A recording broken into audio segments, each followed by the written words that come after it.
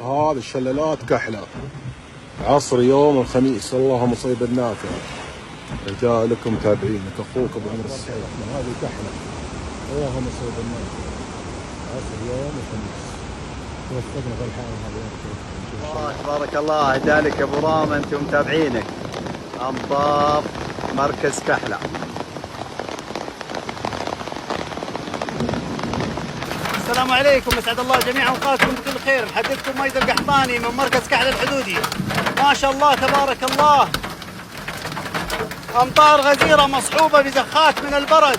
اليوم الخميس 23 صفر لعام 1448. ما شاء الله تبارك الله، امطار غزيرة جعلها الله امطار خير وبركة يا رب. اللهم لك الحمد حتى ترضى ولك الحمد بعد الرضا.